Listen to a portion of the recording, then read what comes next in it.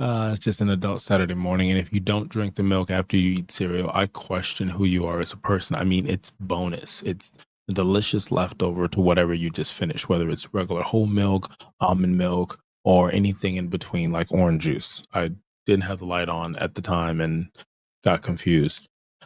Put your favorite cereal in the comments. I'm gonna say Captain Crunch is mine, but I like so many more. But anyways, welcome to another episode of the Critics Collective. I am the Dad Panther, variety streamer, content creator, master of none, and today we're talking Heads of State. Don't get it confused with a different movie very similar with Chris Rock in the early 2000s.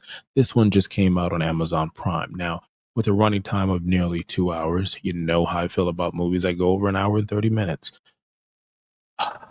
Let's hit the subscribe button, like, follow, and comment. The road to 25,000 followers. That's where we're at now because the stipulation on this one is if we hit that number, then Mr. Lingo has to watch a horrific horror movie that could send him to urgent care. Now, some of the people on the crew would like to see that happen. And if you would like to see him watch the movie, not go to urgent care, hit the subscribe button, like, follow for more. Now, for Heads of State, you have Elba in it, Cena is in it,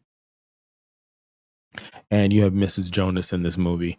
I'm going to go through my highs and lows. Then we're going to go ahead and rate this thing. IMDB says when the UK Prime Minister and the US presidents become a target of a foreign terrorist attack, they are forced to rely on one another to save the global humanity.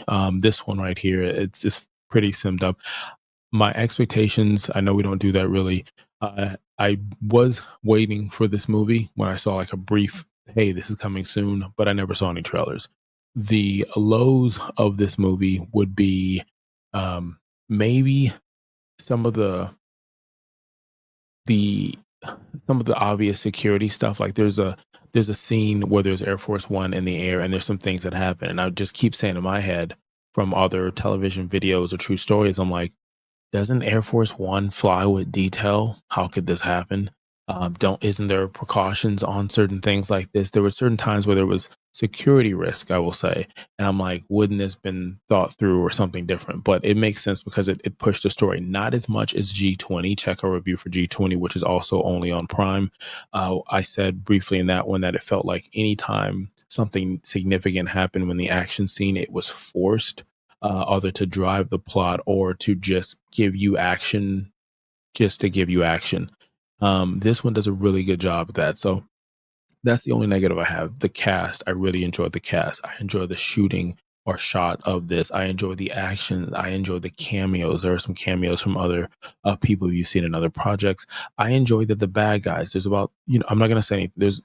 There's bad guys they place, and they give them a signature. They give them a characteristic, and they follow through. I love the characteristics in the writing where things you see or hear very early on in the movie continue throughout it. And it was very good to see that. Even if at certain points it was predictable because they mentioned this in a joke and it became reality or whatnot. So I really enjoyed that. I enjoyed how they kind of play it with music. At times, it made me think of Peacemaker, which is on HBO season 2, getting ready to come out in August. It made me think of The Boys, another one that does a pretty good job of music, pop culture, and just kind of having some elaborate action scenes. It made me think of stuff like that. So I enjoyed the flow of this so much. It kept making me think about The Division. And I know maybe you don't play The Division video game, the series, or read the comics or books, but it made me say, man, this and extraction movies, like this is the flow that I'm trying to get if we ever get a Division movie. So that's how I feel about Head of States. Now, the next thing that we're going to do is we're going to go ahead and rate this thing real simple. We like to rate things from a 0 to 5, 5 being excellent and 0 being not so good. And in between, we got 1, 2, 3, 4, and 5. Well, 5 is not in between, but you know what I mean. I don't know. It's making me think when I saw 4, it makes me, I do it probably every day. And my wife, she's like, why do you do it? And my daughter, she just loves it. I'm like, 4 letters, 1 word, yeet. I can't help it, but I can yeet into the segue of, hey, we're proud partnership with the WWE shop. There is a link in some of our wrestling videos, reviews, and things of that nature, seeing that John Cena is in this and he's on his final tour, farewell tour. go ahead and click the link, support us. Go ahead and look in there, grab some merch. I will be hosting a WWE Championship belt soon enough. If you know, you know. And I'm gonna go ahead and rate this a 4. I really enjoyed the heck out of this movie. I thought that, like I said, the cast was there, the tempo, the pace, the story. They took something that we've seen before and they put their own spin on it. I liked some of the camera angles they used for the action. I think they spent some money on this. I don't see a budget on here, but I think they spent some money on this. It's coming out smooth and clear. I would 100% recommend you check this out. It actually, at times, I look back and I was like, I have this dumb face look with my mouth open because I couldn't believe what the fuck's happening. Even the first 10, 15 minutes was like, holy shit, get ready.